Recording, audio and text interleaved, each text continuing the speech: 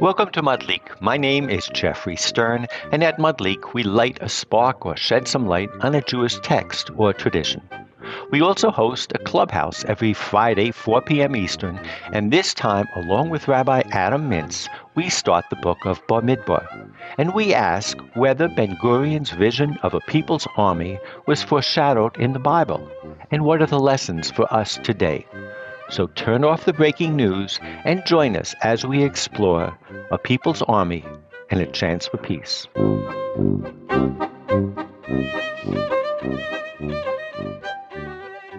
You know, I don't know about everyone else here, but somehow or other, the Parsha always is relevant to the moment. I guess it's a little bit like a variation on the theme when your wife is pregnant and you walk down the street and everybody looks pregnant. But in any case, this week's Parsha starts, it's Bamidbar, and it's all about counting from each tribe in minute, arduous detail, the number of men of military age. It started me thinking, and we're talking about 45 verses. So if you look at our Holy Scripture as something that has lasted for 2,000 years and Jews have carried it with them wherever they go, 45 verses are spent on naming a tribe and naming exactly how many people in that tribe at the given moment the census was taken were of military age. And that's a profound statement. And to me, the most obvious statement is that Scripture clearly supports the notion of a people's army. And that is something that Ben Gurion believed in very highly. But even we Americans, whenever there's a decision about going to war, you always hear an insightful congressman or senator who will say, well, I served in the military. Or I have a son or daughter in the military. And that gives them a much more profound sense of what talking about war and peace is all about. And as someone who from time to time talks to politicians, I'll remember 2 years ago I was introduced to the freshman class of the Congress. It happened to be all women, but there were 3 Democrats and 3 Republican new freshman congresswomen who all came out of the military. And I say, you know, as an American, that very rarely do we have a draft. And most of the time, we're talking about a select few of people who have to carry the brunt of military service. That I certainly felt after talking to these women how important it is that we have decision makers who have served in the military. And what the Parsha is saying, to my mind, is, and Ben Gurion said it too, is that the military, and therefore the decisions about going to war and suing for peace, have to be made by people who have a stake in the ground, who have skin in the game. And that, to me, is, before we get into minutia and start dissecting the verses and see what the ramifications of this is, I think that in and of itself is a profound message, especially during this week, where all of us are feeling the pain of civilians on both sides who are pawns and being hurt and terrorized and, God forbid, killed. And war is never a pretty thing, whether you win or you lose, whether you go into it by your own discretion or are forced or backed into it. It should never be celebrated. And this week, all of us are just worried about our loved ones and worried about any innocent civilian who is cast in the shadow of war. So I want to start by just that. I will add that Ben Gurion's concept of a people's army went even further. And those of us who know Israel know that the army is the melting pot of Israel. It is the most profound arm and catalyst for citizens knowing each other, whether they come from a rich suburb of Tel Aviv or from the periphery in Beersheba. They all serve together in the army. And so besides defense, Ben Gurion understood that the army in and of itself, as a people's army, has the ability to break through polarization and stigmatization and stuff like that. But he also felt that the army should be apolitical. And we'll get into that. But before we go any further, Rabbi Roy, Rabbi Adam, what are your thoughts about a people's army finding its place in Scripture? I mean, it's interesting, again, like you said, that we always seem to find something relevant to to what's going on, and the whole understanding of the People's Army. Now, isn't what it's important when it comes to the People's Army, and also what's important in the Army today, is that the Army needs the support of everybody. If it doesn't have the support of everybody, then you don't really have an army. You can't have an army of a divided people. Then you really have a coup, right? Then you're really gonna have anarchy. So I think that's when you talk about a people's army, I think it's really all about loyalty, and I think that's a very important thing to think about. I agree, but let's remember that in many civilizations, talk about Christianity and the Crusades, there was a huge stratification in the army. There were knights and there were pawns. Just look at your chessboard. So I think the People's Army is not only about people being loyal, but again, the People's Army is everybody serves. It is, and I didn't even talk about the concept of miluim, which is that you serve not only for those prime initial years, but you serve throughout your life. And I think that it literally comes straight out of this week's Parsha, to reset the table, where the beginning of Bamidbar talks about everybody from the age of 20 up has to be counted by their head and included in the army. Roy, what are your thoughts? Yeah, I think that I agree with Rabbi Mintz's point, and that is that you have to be a team player and part of the army, and consider yourself part of the group, because otherwise there is no army unless everybody is part of that group. It's interesting that in the beginning of the parsha that we'll read tomorrow morning, God instructs Moshe to count all of Bnei Israel again, even though they really just did it 7 months earlier in Parshat Kitisa. And Rav Hirsch has a very interesting comment about this that's relevant to what Rabbi Mintz and you, Jeffrey, were speaking about. And that is that before, in Kitisa, they were being counted as individuals for everyone. But this week, they're only counting Kol Adat B'nai Yisrael, only people who agree to be part of the Eidah, only the people that are contributing to the project, to the project of Bnei Israel, of the Jewish people, and not everyone, even the people who don't want to participate. So it's completely appropriate to speak about this week when we're discussing those who are team players and who participate in the Jewish project and those who do not. I love the fact that you mentioned the fact that these people have been counted before. The magical number that is given today after all of the 11 tribes, we'll get to that in a second, or I should say all the tribes besides the tribe of Levi are counted, is 603,550. And that is the same amount of people that gave to the shekel, which was the tax that was levied 6 months earlier, as you say. But that 600,000 should resonate with us about another event, because in Exodus 12, it says, when the Jews traveled from Ramsey to Sukkot and they had left the land of Egypt, about 600,000 men on foot went out. And of course, those of us who are going to be celebrating Shavuot and the revelation at Sinai and the giving of the Torah in a few days, typically if you say how many men were at Sinai, well, they'll say 600,000 men, 600,000 women. 600,000 is the word for the whole nation. Again, and it's linked to, as you two have been saying, in terms of commitment by way of the poll tax, but I would say also by shared experience and by being a stakeholder, which is the other way of taking that poll tax.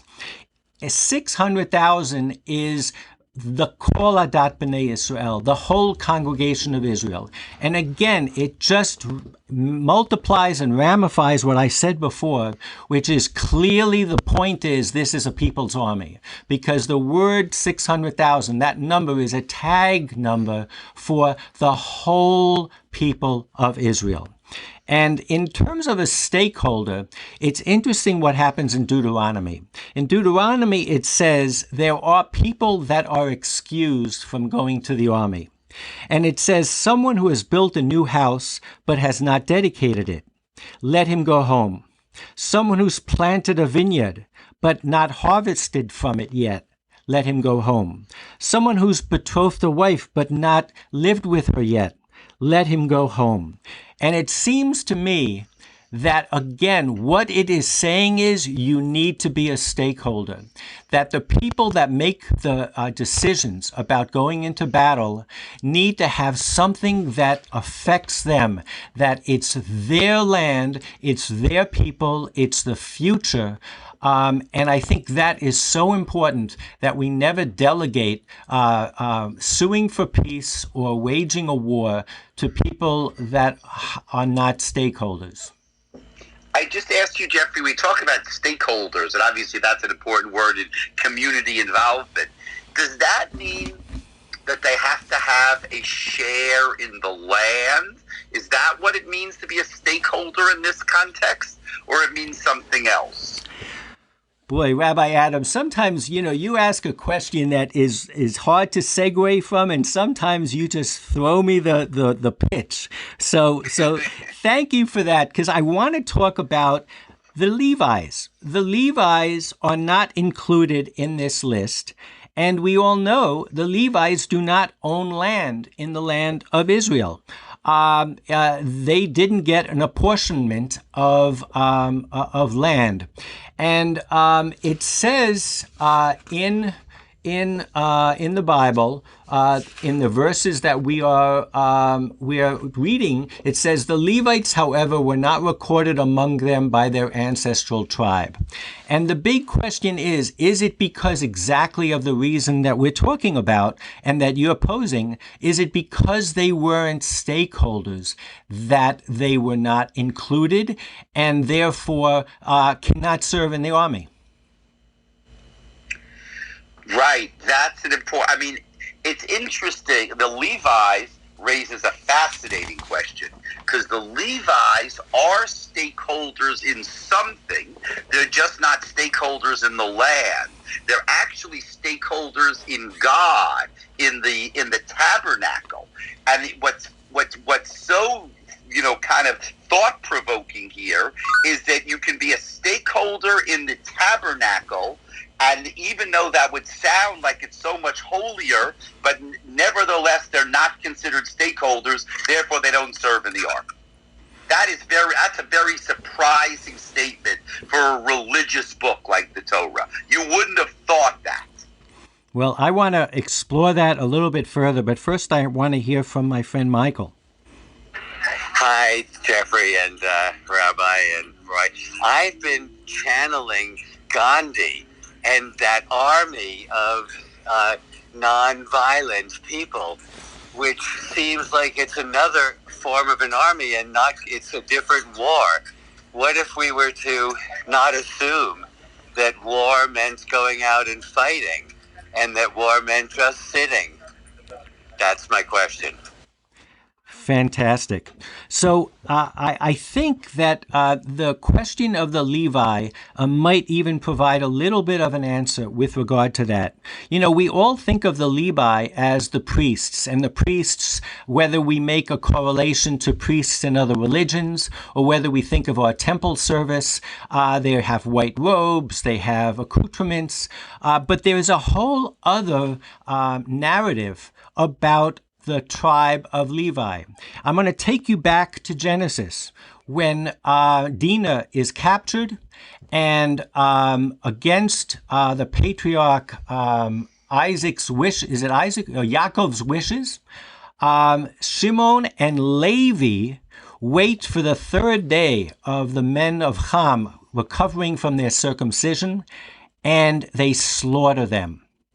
And when Yaakov or Israel dies, he blesses, and in some cases not so much blesses, all of his children. And I'm going to read what he said to the tribes of Shimon and Levi. He said, Shimon and Levi are a pair. Their weapons are tools of lawlessness. Let not my person be included in their council. Let not my being be counted in their assembly. For when angry they slay men, and when pleased they maim oxen. Cursed be their anger so fierce, and their wrath so relentless. I will divide them in Jacob, scatter them in Israel. And so therefore there's a whole commentary that says rather than the fact that they were holy people, so to speak, that's not the reason they did not serve in the army, and that's not the reason they didn't have a piece of land and therefore be a stakeholder in the land of Israel. It's because they were warlike, and therefore they should be diminished. And if you look at some of the commentaries, and this is where I think it segues a little bit into what you were saying, Michael, when it says that they shall divide them and scatter them in Israel, one of the things that the Levites do is they get a tenth. They get the terumah and the ma'aser, the offerings that we all give of our food to the Levites, who therefore go around and pick up from the threshing floor their belongings. And for those of us who know Buddhist monks and have traveled in the Far East, literally the Levites had to live off of the threshing floor, of the gatherings. And it could be a blessing, but it could come from a space of this is what we do to those who are overly violent. We need to teach them to be dependent on others. We need to scatter them around and diminish their power. And again, you can take this as a blessing or a curse, and you can take it as a role model, Michael, for exactly that type of other approach, which is the Levites, if they did want to, I think, focus their position in a positive way when it comes to war making and peacemaking, theirs would be the not doing as opposed to doing. I'm thinking about what you're saying. Not doing as opposed to doing. And what's the therefore? I was kind of waiting for you to give me a next sentence. And therefore? Well, I think the direction, I had not even thought of that much of the role model of the Gandhian type of approach. My takeaway from the Levites was that, again, getting back to Ben Gurion's conception of the People's Army, it's not a place for ideology. Let's remember the other time that the Levites showed a kind of violent streak. It was right after the golden calf. And Moses famously said, Mi la Hashem Elai, who is with me?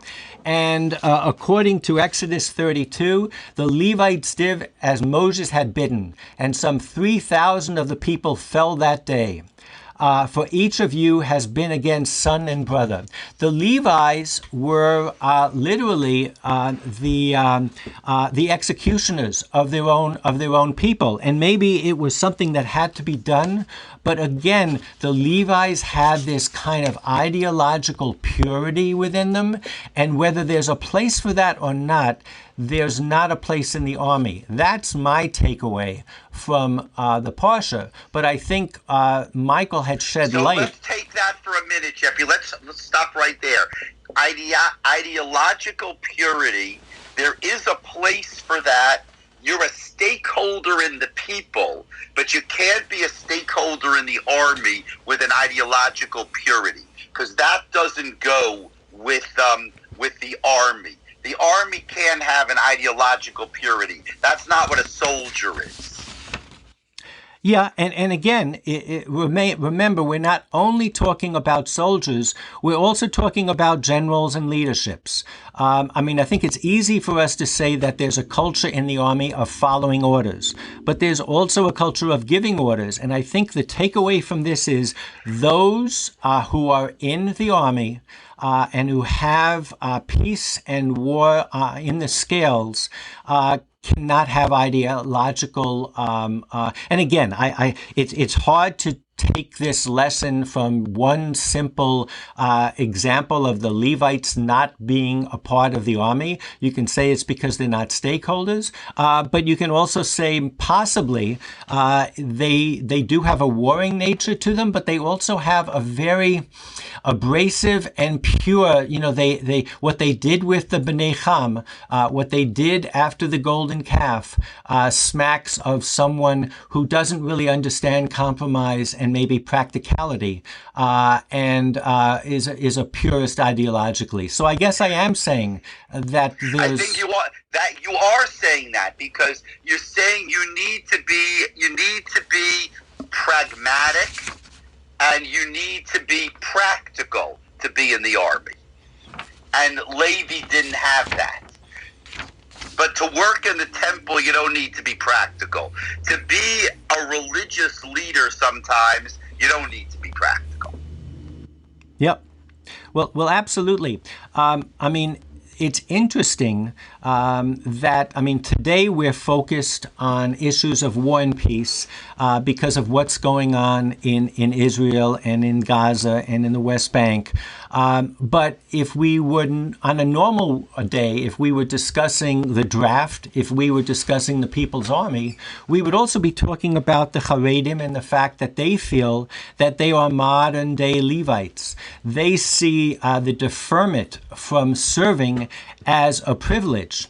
And I would argue that, again, they are doing a disservice to themselves and to Israel because they do vote and they do have an opinion. And if they don't serve in the army and if they're not a part of the People's Army, then when they vote and that vote has bearing on war and peace, it doesn't have the same gravitas to it. There are so many issues that we could discuss about having such a sizable population within Israel who are not involved in this equalizer and in this shared burden. Yeah, well, that's another question, and that is, what makes you a stakeholder to allow you to vote? That's not only a question in the state of Israel, that's a question in a lot of countries. Who gets the right to vote? Yeah. What has made me done some thinking recently is if you look at the Haredi community over the past year, they have had a very antagonistic relationship with the army in general. They don't want their children drafted. But there were moments of light, such as when in Bnei Brak, they sent the army in to distribute food and they were applauded during COVID.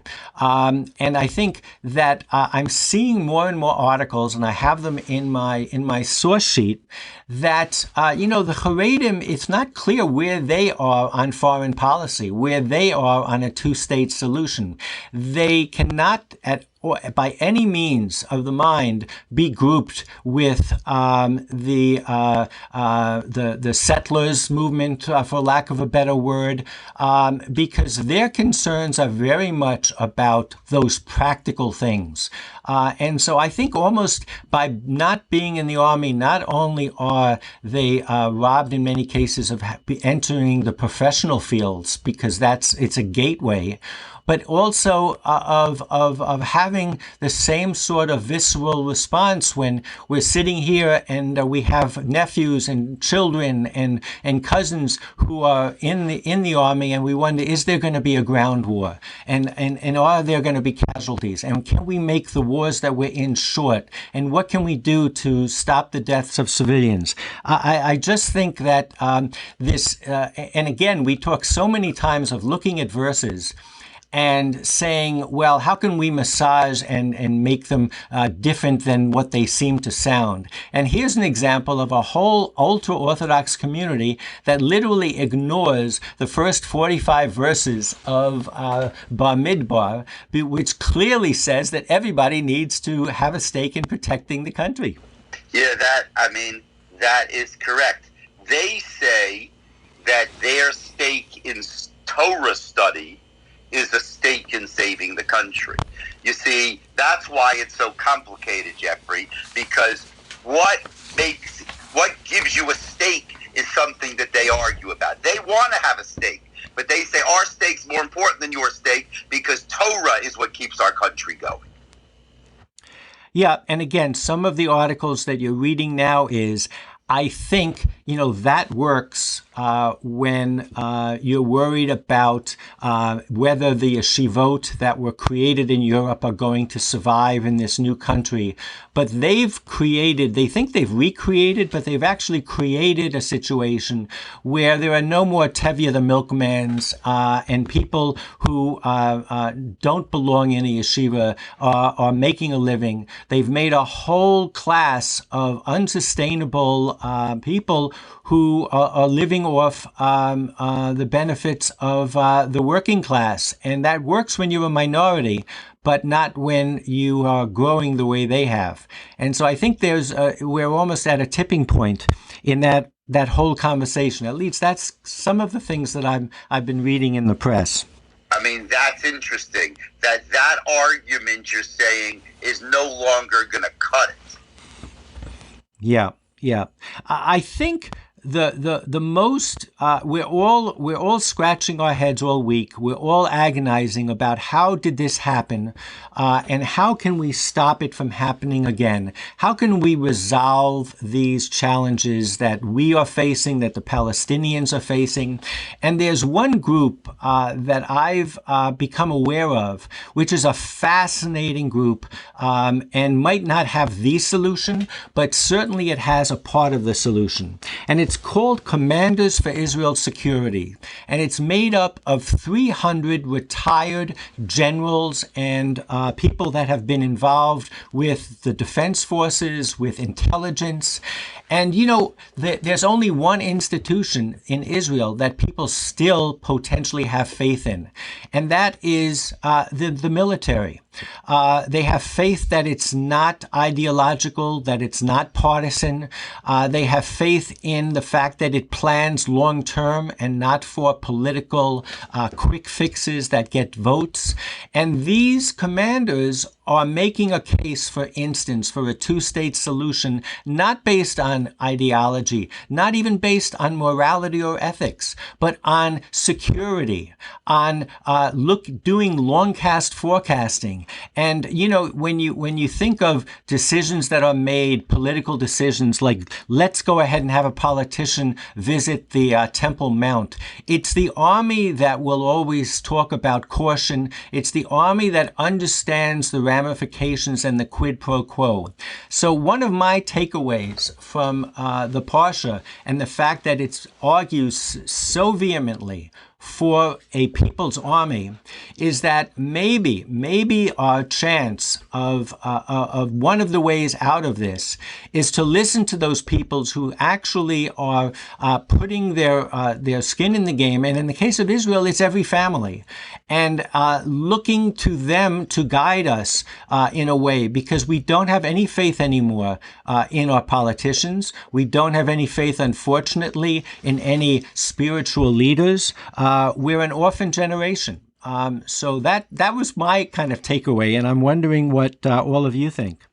I love that idea, Jeffrey. I think that is such a modern read of a parsha that's often hard to give a modern read. Like you said, there are so many verses that talk about something that doesn't seem relevant, and what you're really talking about is the most relevant topic, the idea of what it means to be a stakeholder, what it means to have trust in an institution, and basically how does the country run because people have faith in that institution and because people feel themselves as stakeholders. I mean, these are the questions that they should be asking in the newspapers this week. I mean, I don't know if they are asking it, but they should be asking it this week. And you're really asking it in the parsha.